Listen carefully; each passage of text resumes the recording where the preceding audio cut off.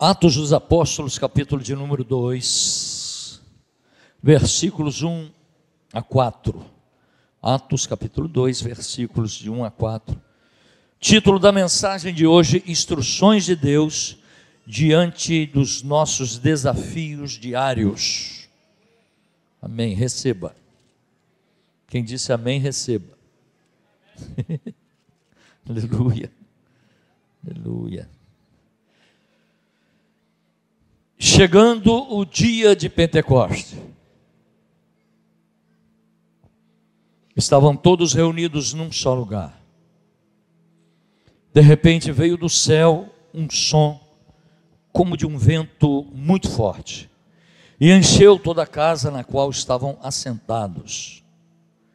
E viram o que parecia línguas de fogo, que se separaram e pousaram sobre cada um deles. Todos ficaram cheios do Espírito Santo e começaram a falar noutras línguas, conforme o Espírito os capacitava. Amém. Deus, Pai Todo-Poderoso, glorificado e bendito seja teu nome. Senhor, nós estamos diante da tua palavra, a tua palavra está aberta aqui. A tua palavra é o nosso remédio, é o nosso alimento. A tua palavra é o que nos sustenta, Pai. Por isso nós estamos te pedindo agora que o teu Espírito toque o nosso espírito, para que nós possamos receber tudo aquilo que o Senhor vai ministrar nesta noite, para que nós possamos receber, Senhor, da tua instrução, para que nós possamos usar da tua palavra como instrumento de sustentação na nossa vida aqui nessa terra. Nós oramos em nome do Senhor Jesus, e toda a igreja diga bem forte: amém. Aleluia, glória a Deus. Irmãos, eu quero começar essa reflexão lembrando a você que muita gente pensa que por a gente ser crente, por você ser crente, você não tem que passar por problemas, porque você, afinal de contas, você é crente. O salmista mesmo escreve assim, né? Que o inimigo fala: onde está o teu Deus no meio da tua angústia, né? Quantas pessoas crentes, que quando estão, por exemplo, na enfermidade com depressão, elas criam uma crise interior muito forte, porque tem muita gente que fala assim: depressão é a ausência de Deus, você tem que procurar Deus. Como se depressão fosse a ausência de Deus, quando na verdade a depressão é uma enfermidade. E um crente pode ficar doente também. Crente pode ficar doente. Crente pode ter dificuldades. Crente pode ter luta. Crente pode ter dificuldade dentro de casa, fora de casa, no trabalho, sem trabalho. Crente pode ter dificuldade dentro da igreja, de relacionamento um com o outro, pode ter tudo. Por que pode acontecer isso? Porque nós somos seres humanos. Nós somos seres humanos. O nosso corpo ainda é corruptível. O nosso corpo é corruptível. Então nós podemos estar sujeitos a uma série de situações, inclusive dentro da igreja. Quando você pega o livro, a carta aos Coríntios, você vai ver isso, Paulo falando a problemada que tinha lá dentro da igreja naquela época. Era dificuldade para tudo folado. Por quê? Porque nós estamos lidando com um ser humano.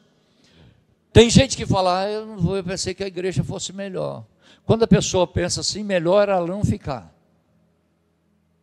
porque ela está num grau de perfeição que Jesus vai levar, só pode ser arrebatada.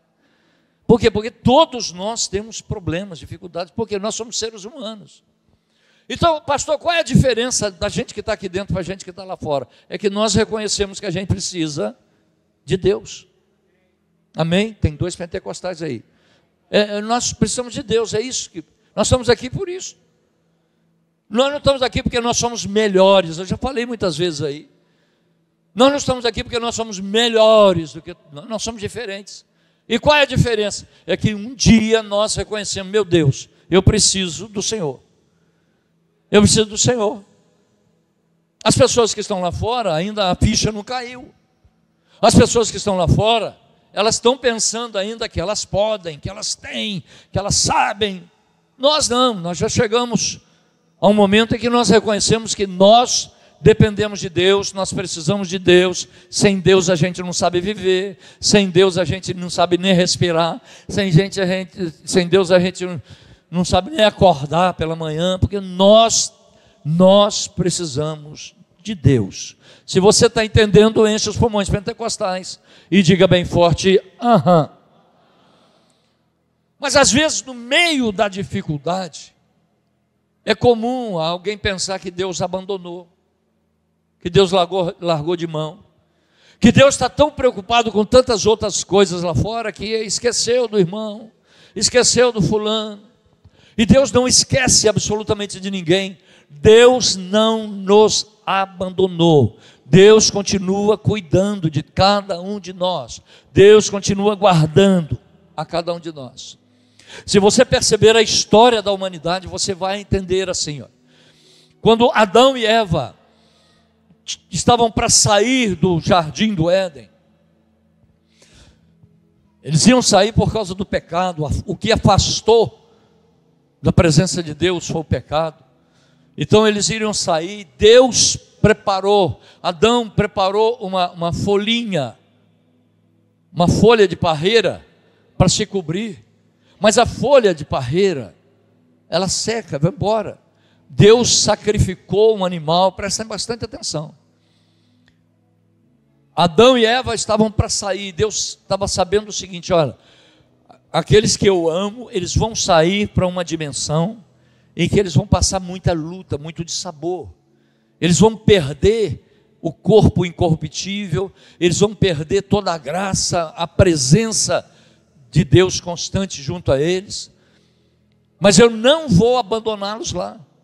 E Deus sacrificou um animal, e isso é profético. Deus sacrificou um animal. Então Deus fez jorrar sangue para proteger o homem, e cobriu o homem e a mulher com o pelo de um animal, para que eles pudessem sair da presença dele, mas sair com proteção, com revestimento.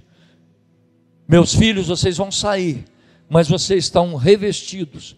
Eu sacrifiquei um animal para cobrir vocês. Está entendendo até aqui? Diga amém. Isso é tão profético que Deus estava profetizando o seguinte: meus filhos, vai chegar um tempo em que eu vou sacrificar um cordeiro, para que você tenha revestimento de poder. Eu vou sacrificar um cordeiro para que você tenha revestimento de poder. Deus é profético. Deus já estava profetizando lá atrás aquilo que ele iria fazer com Jesus: sacrificar o cordeiro, matar o cordeiro, para que o sangue do cordeiro nos envolvesse, para que através daí nós tivéssemos proteção e revestimento da presença do Senhor. E Deus continua fazendo isso até hoje. Deus continua fazendo até hoje. Nós estamos aqui diante de um texto maravilhoso que muitas vezes nós já tocamos nele aqui. Era o dia de Pentecostes, estavam todos os discípulos, estavam reunidos num cenáculo. Eram homens medrosos, eram homens inseguros, eram homens fracos. Eles estavam com medo de morrer, porque até ali eles estavam junto com Jesus. Então Jesus resolvia tudo na vida deles. Quando não dava certo a oração deles, ele chegava e falava: Jesus, a gente tentou orar por alguém ali, ó, aquele menino ali, ó, não deu certo não. Aí Jesus ia lá: Jesus, eles estão cobrando impostos, e como é que eu faço aqui? E Jesus vai lá e tira da boca do peixe. E Jesus, eu tenho que atravessar. Tudo era Jesus, e eles se sentiam seguros. Mas a um determinado momento Jesus fala: eu vou ter que subir aos céus, eu não vou deixar vocês órfãos, mas eu vou ter que subir aos céus, e eu vou clamar ao Pai para que o Pai me entregue a vocês o revestimento de poder. Está caindo a ficha aí. O revestimento de poder, mas eu preciso subir. E quando Jesus sobe até a presença do Pai, os discípulos começam a se sentir desamparados, porque agora quem tem que responder são eles. Não tem ninguém mais para responder por eles. São eles. Aí eles se fecham num cenáculo. Por quê? Porque ouviram uma palavra do Senhor, para que eles ficassem em Jerusalém, que esperassem em Jerusalém, até que descesse sobre eles uma promessa que Deus fez, e que eles ouviram da boca do próprio Jesus. E o que eles tinham agora era só uma promessa. Diga comigo, o que eles tinham agora era só uma promessa. Diga assim: olha, o que eu posso ter agora é só uma promessa, mas com uma promessa Deus faz maravilhas.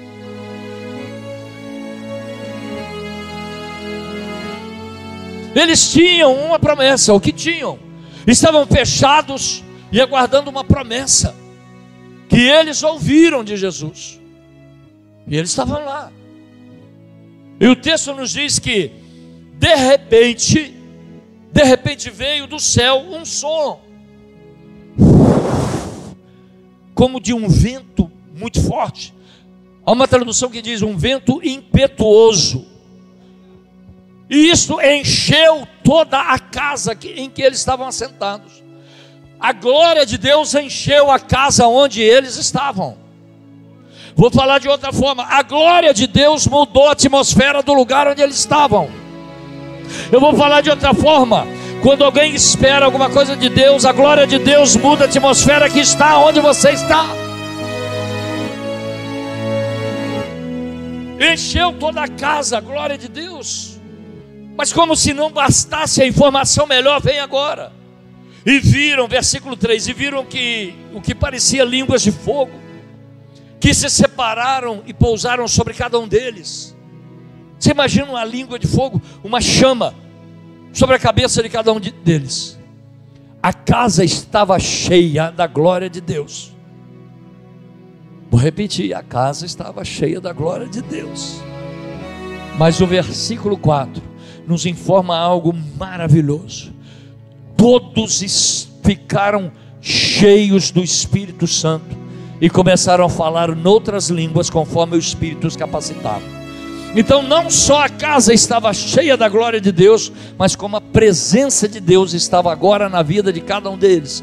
Eles estavam cheios da presença do Espírito Santo de Deus. Você sabe o que significa? Que dentro da casa não cabia mais nada, medo nenhum. Porque onde entra a glória de Deus, tudo que é treva sai.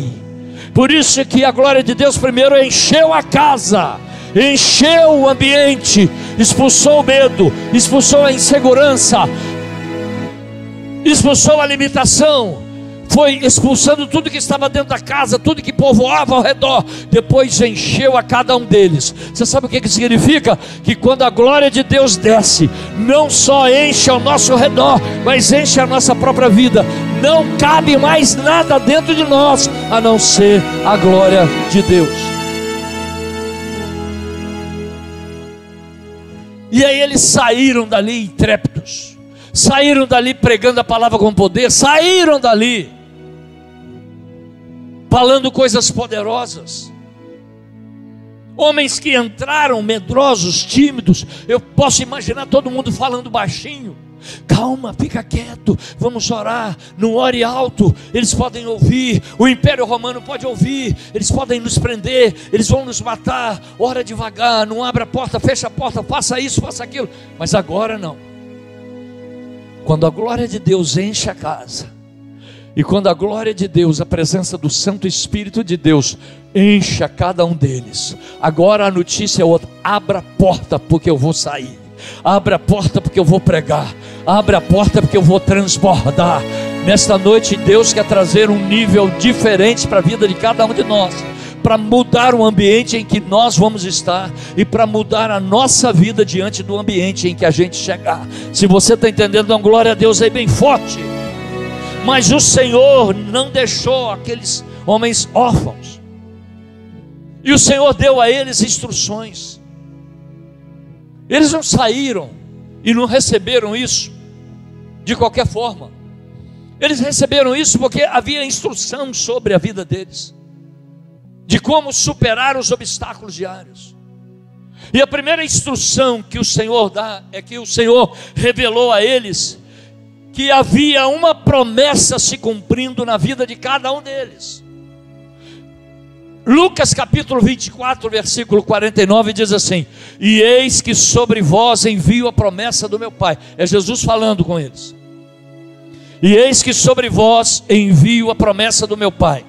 Ficai, porém, na cidade de Jerusalém, até que do alto sejais revestidos de poder. Jesus está falando: olha, eu estou revelando a vocês que eu estou enviando a promessa que Deus fez.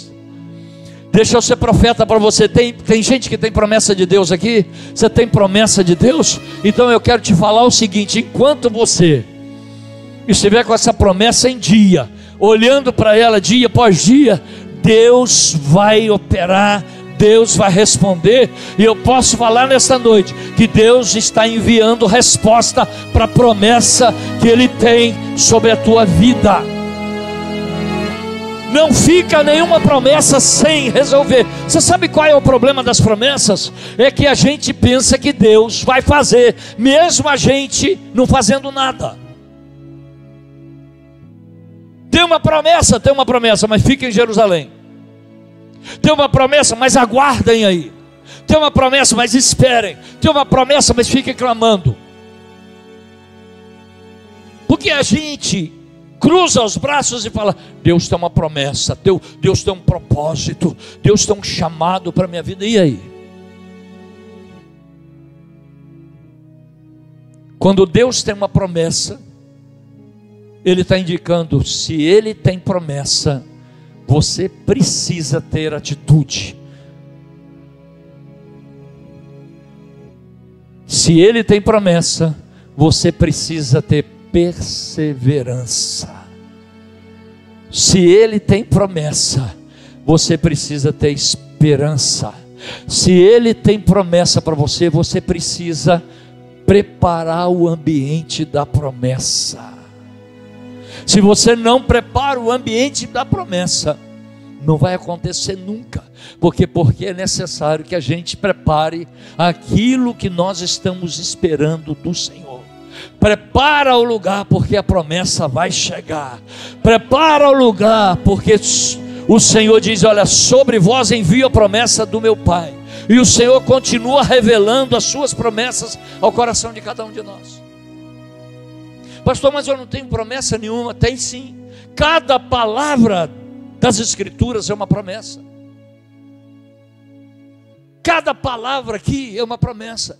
Toda promessa daqui é para você. Porque a gente pensa que Deus vai só usar uma pessoa para falar com a gente. Não, Deus sobretudo usa a palavra dele para falar com a gente. Quando você abre a palavra de Deus, você está abrindo a boca de Deus. E quando você abre a boca de Deus, Deus começa a falar. E existem dois tipos de pessoas que estão diante de alguém que está falando. Ou ele está pegando tudo que a pessoa está falando, ou está entrando no ouvido e saindo do outro. Ou a gente lê a palavra falando: é para minha palavra, o Senhor está falando comigo. Ou então a gente só está perdendo tempo. Escuta o que eu vou falar para você. Deus tem promessa para você, e o Senhor está dizendo: eis que eu estou enviando a promessa que o Pai tem para você. Já saiu do céu a promessa. Esses dias eu lembrei isso aqui, irmãos. Isso se chama fé. Eu amo isso. Quando você encomenda alguma coisa pelo celular, você compra alguma coisa, aí vem no celular assim: o trajeto de onde está a tua encomenda. Se você encomendou fora do país, aí vem: já chegou no Brasil. Você falou: oh glória. Está em São Paulo, você: aleluia. Está no Rio de Janeiro, eita glória. Está chegando em Campos, aleluia. Está chegando em Itaperuna, você fala: eu recebo. Deixa eu falar para você: a encomenda de Deus já saiu do céu. Já não está mais lá não, irmão. Se você falar, Deus, a promessa, já saiu, porque Deus está trabalhando, irmão. Deus está trabalhando, já saiu aquilo que é promessa. Se foi de ontem para trás, já saiu de lá. A de hoje, Deus está embalando. Se Deus te deu uma promessa hoje, Deus está embalando. Mas a de ontem já foi embalada, selada, carimbada com o endereço e já saiu de lá. Pode preparar que vai chegar, irmão. Ah, pastor, será? Se você falar será, é porque você vai desvirtuar o endereço dela. Porque o anjo vai chegar com ela e falar, Senhor, eu voltei com ela. Mas por quê? Porque a pessoa não estava. A pessoa não estava. Toma posse daquilo que Deus deu para você. Mas ainda não chegou, mas a gente toma posse antes de chegar. Antes de chegar a gente toma posse. Eu lembrei hoje no culto das 5 horas, eu vou lembrar outra vez aqui, eu gosto sempre de lembrar quando a gente fala toma posse de promessa, da mulher grávida. Mulher grávida, meu irmão. Eu acho que lá no laboratório não tinha que colocar aquela frase feia, a mulher chega lá para pegar um exame, deveria estar assim, glória a Deus, você está grávida. Mas não está escrito assim, reagente. Reagente parece até coisa para desentupir pia. É um reagente. Está lá reagente, mas ela só escuta reagente. Aí a moça fala, é reagente. Ela já coloca a mão. Ela já sai dali assim. Ela já sai dali indo para uma fila qualquer, porque ela quer entrar numa fila.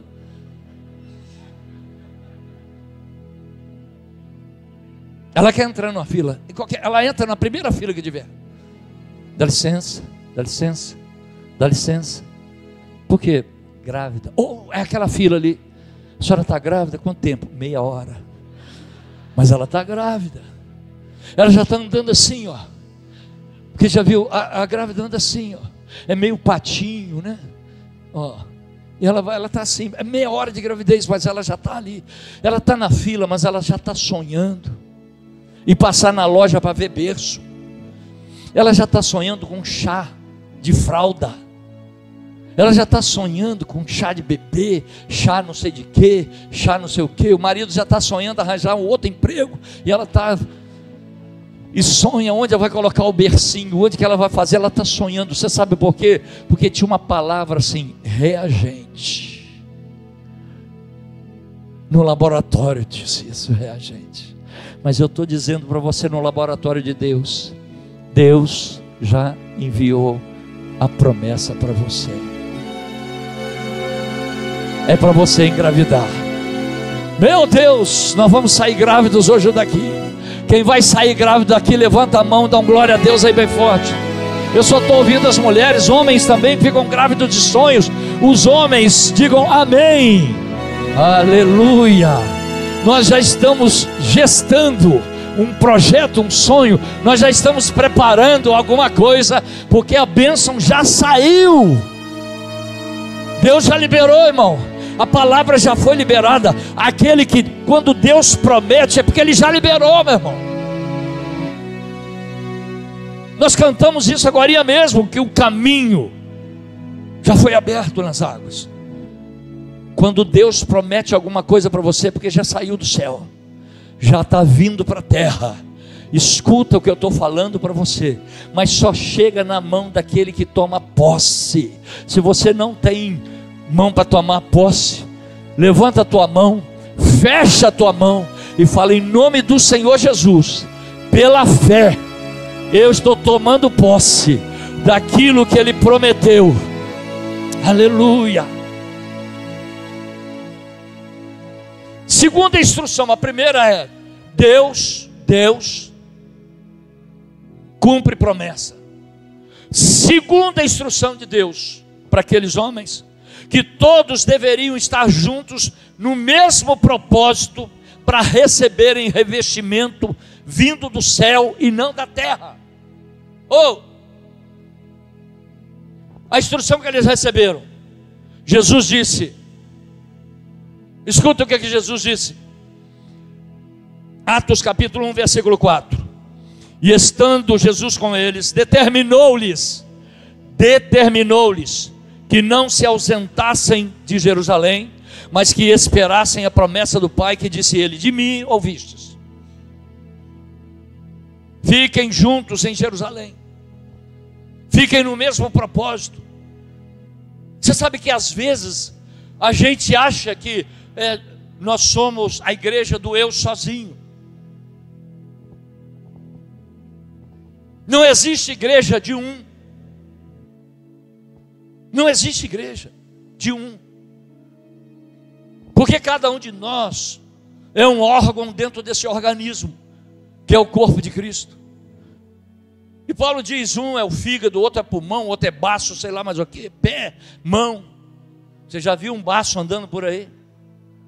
Um pulmão sozinho aí na rua, vou atravessar a rua, olha um pulmão atravessando a rua aqui. Um depende do outro.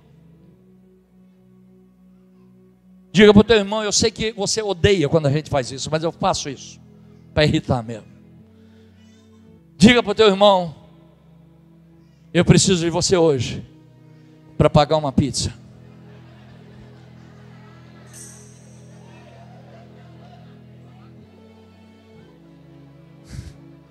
Tem gente que vai estar amarrado.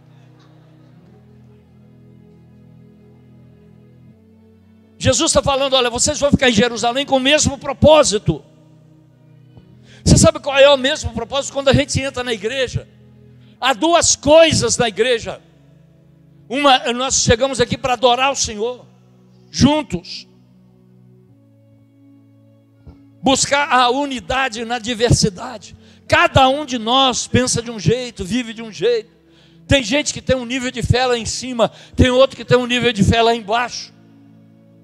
Mas nós estamos aqui com o mesmo propósito de adorar o Senhor. Porque se a gente entrar aqui para perceber o outro, já perdeu o propósito. Se eu entrar, se você entrar, e eu fulano de tal, e aí quem está aqui do meu lado, quem está do meu lado. Ou se o outro está ali na presença de Deus, e aí, ó, irmão. Ou se o outro está firme ali, quietinho, ela está morto. Tem um que sapateando, aí olha, e o outro está morto, o outro assim, nada. Cada um adora de um jeito, mas o propósito é mesmo. Nós entramos aqui para duas coisas. Diga: duas coisas. A primeira coisa é para adorar ao Senhor. Nós estamos aqui para adorar ao Senhor. E a segunda coisa, nós estamos aqui para o Senhor falar conosco através da palavra. Você compreende isso que eu estou falando? É a palavra que vai nos moldando, é a palavra que vai nos consertando. Nós somos cheios de defeitos, irmãos. Nós temos muitos defeitos, irmãos. Eita glória! Nós estamos aqui porque nós somos muito defeitos. Isso aqui é a oficina de Deus. Isso aqui é a oficina de Deus. E tem oficina que você olha e fala: eita glória a Deus. Tem carro que só vai fazer uma lanternagem, mas tem carro que vai mudar até o motor. Mas é a oficina de Deus. Não é à toa que Jesus fala: meu pai trabalha até agora, e eu também. O que ele está trabalhando? Na oficina. O que ele está consertando? Nós. O Senhor está consertando a gente. O Senhor está moldando a gente. Por isso que é o barulho de fé. E vamos embora. É assim. Nós somos cheios de defeitos. Relaxa. Se você está procurando santo aqui, você não entendeu ainda.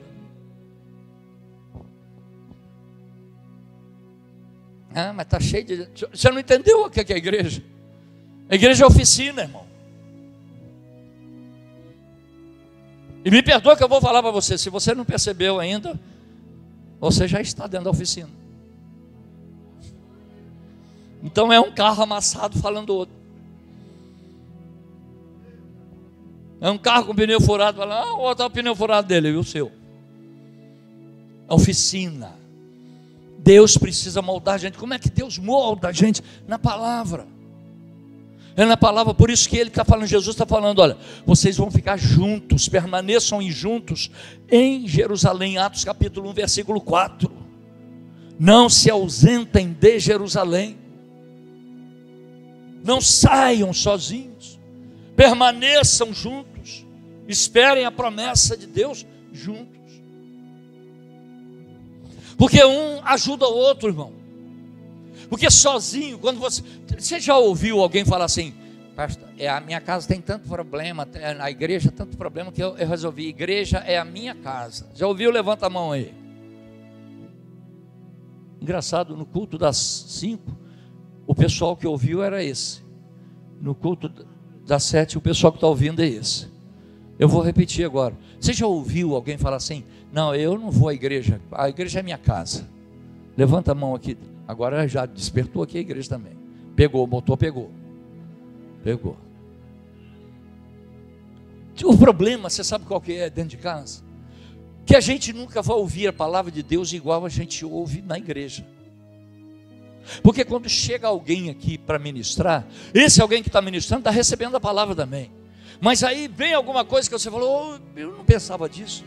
Porque quando a gente está em casa, a gente está lendo, e de fato no dia seguinte, aí você está no dia seguinte, e amanhã, dia seguinte, eu tenho que resolver um negócio, e não sei mais o que, e está em casa, aí a campainha pim-dom, toca, e você vai lá atender, não é, é o seu vizinho, a campainha do vizinho. Aí quando você volta, você está orando: Senhor, eu queria falar com o Senhor, pim-dom, a campainha, o outro faz isso, o outro faz aquilo. Em casa não é a mesma coisa, embora a gente precise fechar o quarto e orar em casa, mas a comunhão precisa ser na igreja.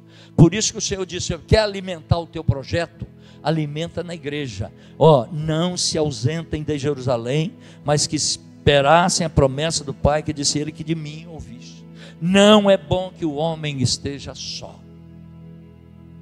A gente usa isso para casamento. Eu estou usando para casamento, a noiva de Cristo. Não é bom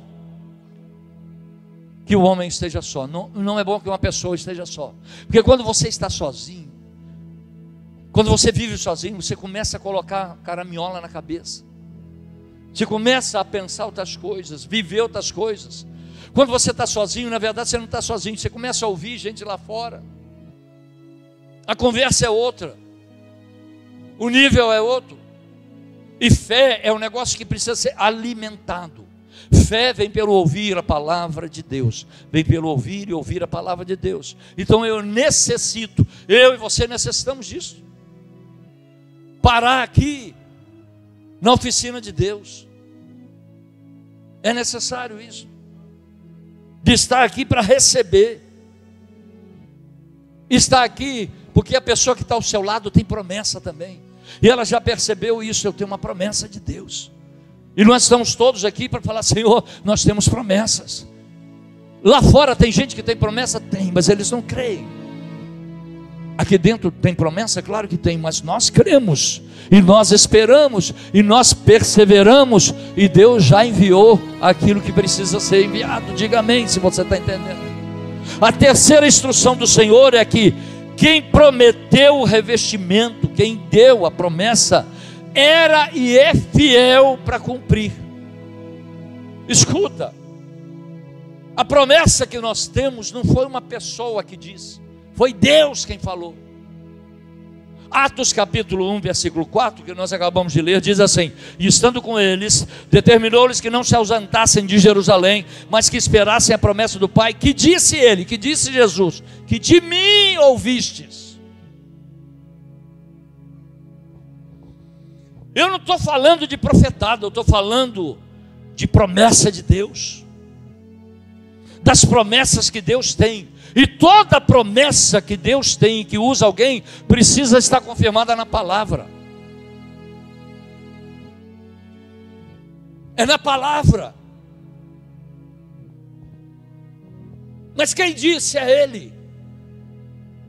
E quando Deus fala, quando Deus promete alguma coisa, Ele move o céu, Ele move a terra, e Ele faz derrubar até as canequinhas de Satanás no inferno, mas Ele vai cumprir aquilo que é a palavra dEle. Deus tem compromisso com a palavra dEle. Eu tenho compromisso com a minha palavra, você tem compromisso com a sua palavra, mas Ele tem compromisso com a palavra dEle. Deus não é homem para que minta. E Jesus está falando isso. Jesus está falando isso.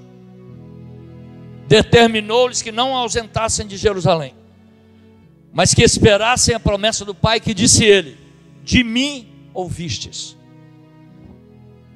Se você tem uma promessa de Deus, ela precisa estar aqui dentro.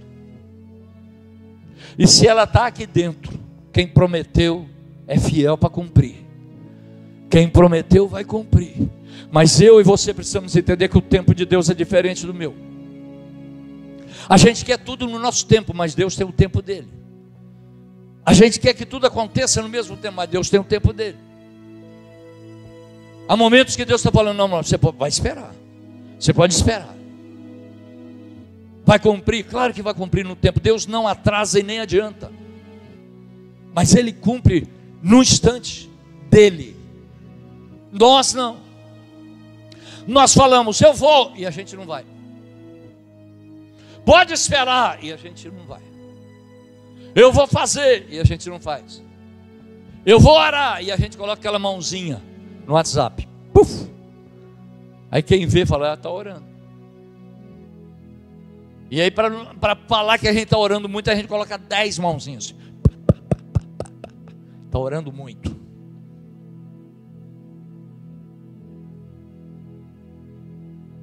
Deus fala, Deus promete, mas Deus cumpre. Deus cumpre. Deus leva a sério a palavra. Nós não. Quando a gente fala alguma coisa, tem que assinar um documento. Assina um documento, leva no cartório, carimba, chama testemunha. Deus não. Quando Deus fala com você: eu tenho uma promessa para você, eu vou fazer isto e isto na tua vida.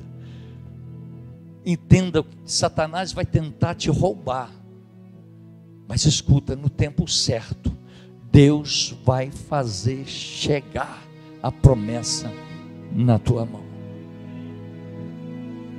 Você compreende isso? Dá uma glória a Deus aqui. Quem é que você está ouvindo? Quem é que você está acreditando? Quem é que está falando: não, ele é fiel, ele prometeu? Às vezes a gente fica na mão de alguém porque alguém promete para a gente. Não, fulano de tal prometeu, mas já sumiu. Prometeu, mas já, olha, se eu ganhar a eleição, tu vai ser o primeiro a sumir da minha vida.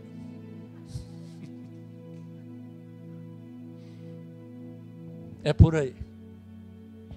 Escuta o que eu vou falar para você. Deus prometeu, Ele está cumprindo, irmão. Está chegando. Portas estão sendo abertas, bênçãos estão sendo derramadas, o ambiente está sendo preparado. Os homens estão no cenáculo, mas antes de mandar abrir a porta, foi necessário encher o local com a glória. Quando encheu a casa com a glória, Deus falou: não basta encher a casa com glória, eu vou encher de glória quem está dentro da casa. Esse lugar está cheio da glória de Deus. A gente entra aqui, a gente sente a glória de Deus aqui. Estou falando sério. Se você entrar aqui fora do culto, você entra aqui, você sente a glória de Deus aqui dentro. Às vezes é bom sentar aqui e ficar aqui, porque eu sei que Deus não habita no templo de pedras, mas a glória de Deus, quando a igreja chega, a glória já está, isso aqui já está lotado da glória de Deus. Mas não basta o local cheio da glória. Deus fala: eu vou encher de glória quem está dentro da casa que está cheia de glória. Tem promessa para mim e para você nessa noite aqui. Tem algo sobrenatural para a minha vida e para a tua vida.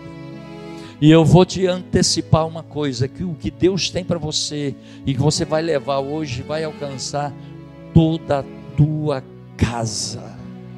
E quando eu falo toda a tua casa, eu estou falando até de amigos teus, até de pessoas que parecem que estão distantes. Quando você pegar o telefone, aquilo vai alcançar, porque a bênção de Deus alcança. Ela vai através do telefone também. Quarta e última instrução, para que a gente possa receber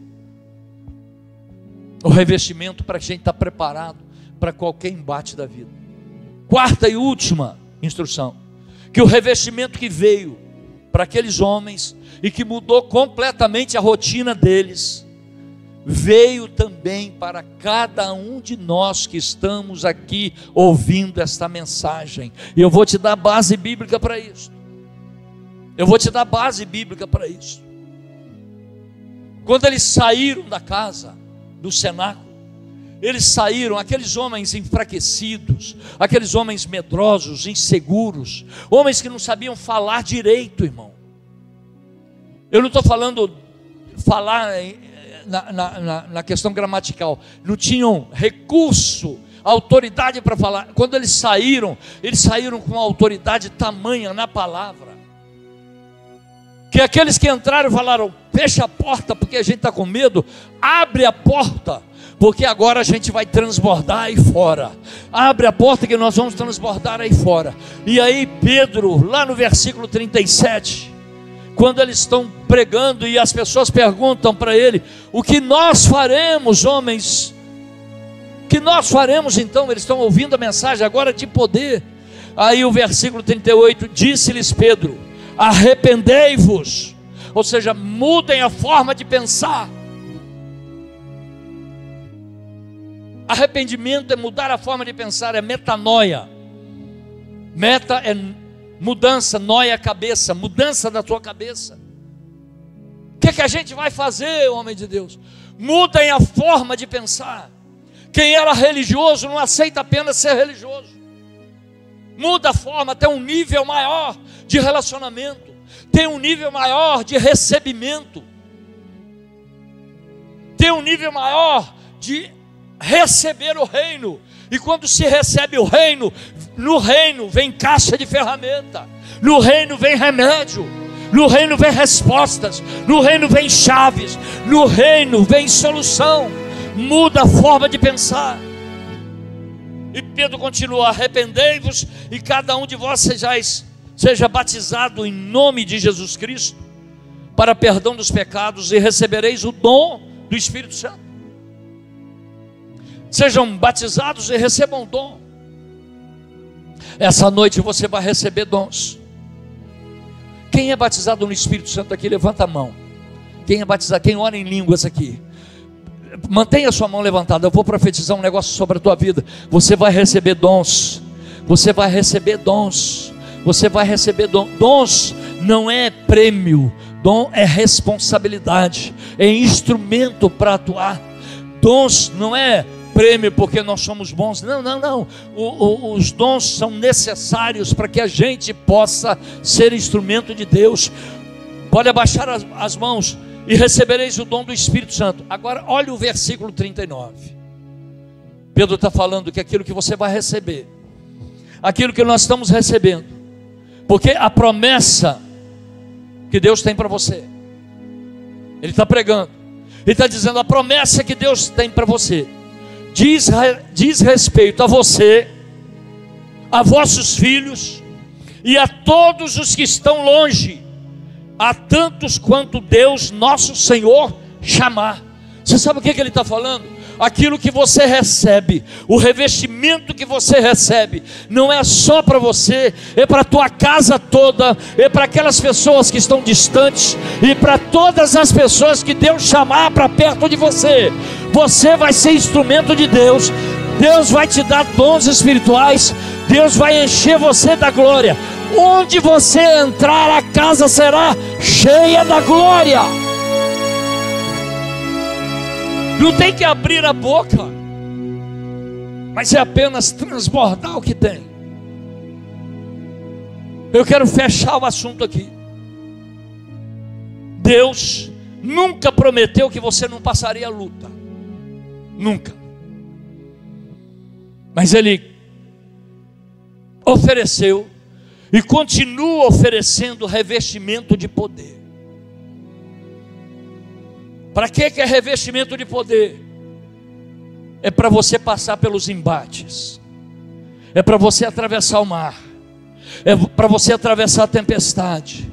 Se atravessa quem tem revestimento de poder. É para sustentar você no vendaval. É para que você e eu possamos entender que tem algo mais do que apenas pensar nas coisas celestiais, mas receber as coisas celestiais. Eu disse para você que no início, Deus matou um animal, pegou a pele e cobriu o homem. Adão e Eva, eles saíram. É profético. Deus entregou o seu único filho. Foi a ovelha que foi para o matadouro, para que do sangue dele nós pudéssemos receber revestimento. Mas agora olha o que acontece. Jesus vai para a sinagoga em Nazaré. Jesus entra na sinagoga em Nazaré. A sinagoga está cheia. Ele vai até o local onde estão os pergaminhos e ele pega o livro de Isaías. As pessoas estão atentas a ele,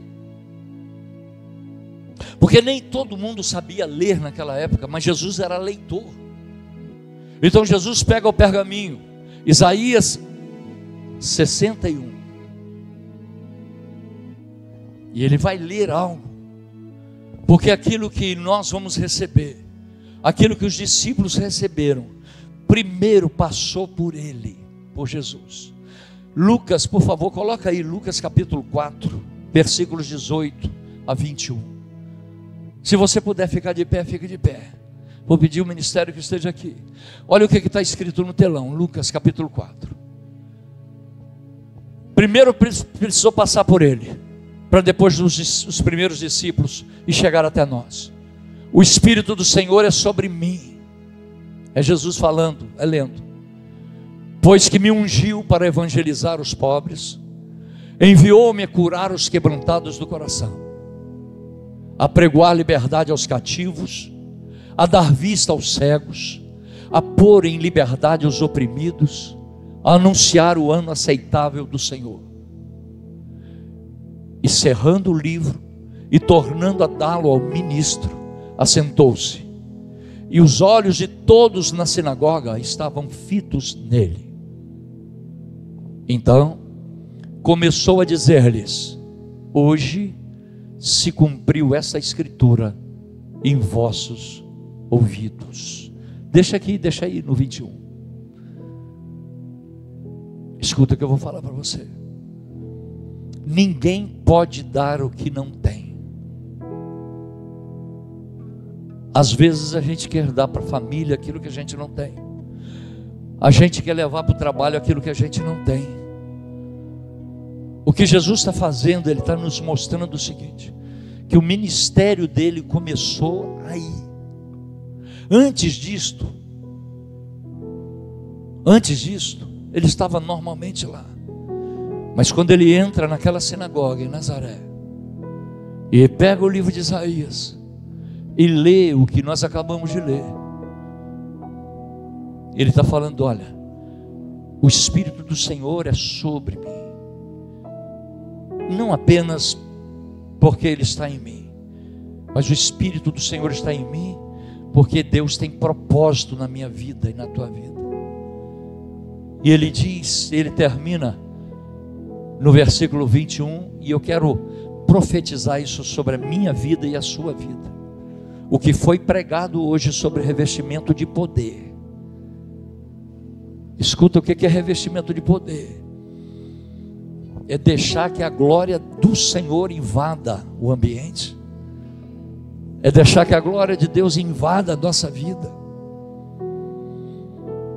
Então ele começou a dizer-lhes: hoje se cumpriu esta escritura em vossos ouvidos. Eu quero ser profeta para falar dos meus ouvidos e dos teus ouvidos. Hoje está se cumprindo um nível maior de de revestimento de poder nos nossos ouvidos. Algo da Escritura Sagrada está se cumprindo hoje nessa igreja. Um revestimento de poder sobre essa igreja, um revestimento de níveis maiores nessa igreja, um revestimento capaz de interferir lá fora, um revestimento capaz de inundar o lugar onde nós estivermos, um revestimento que faz da gente alguém que mude a atmosfera de qualquer lugar que a gente entrar. Onde você entrar, você vai mudar a atmosfera do lugar, porque não é você, é o que tem você. Eu e você somos vaso de barro, mas é o que está dentro de nós, é o que tem valor. Em nome do Senhor Jesus Cristo, eu estou declarando que esta palavra que foi ministrada hoje, essa palavra das Escrituras, está encontrando lugar no nosso coração, e está se cumprindo hoje num nível maior. Dons serão derramados aqui. Dons não é por causa de vaidade, nem para falar de orgulho, e nem para falar, olha, eu mereço, porque ninguém merece. Mas escuta o que eu vou falar para você em nome do Senhor Jesus. Você e eu, nós precisamos desses dons. A nossa casa precisa dos dons. A gente não precisa falar nada, os dons falam por si. A presença da glória de Deus fala por si. É apenas a nossa entrada, é apenas o abraço, é apenas o bom dia, é apenas o olhar, é apenas o sorriso, muda tudo na nossa história. Escuta e receba o que eu estou falando para você. Dons espirituais para mudar a atmosfera da nossa casa, mudar a atmosfera da nossa conversa, mudar a atmosfera do nosso trabalho, mudar a atmosfera dos vendavais, mudar a atmosfera de qualquer lugar, até na rua. Quando a gente estiver na rua, quando você estiver no mercado, você vai mudar a atmosfera do lugar onde você está. Se você crê, levanta a tua mão e fala: Senhor, eu quero esse renovo espiritual, eu quero esse renovo espiritual.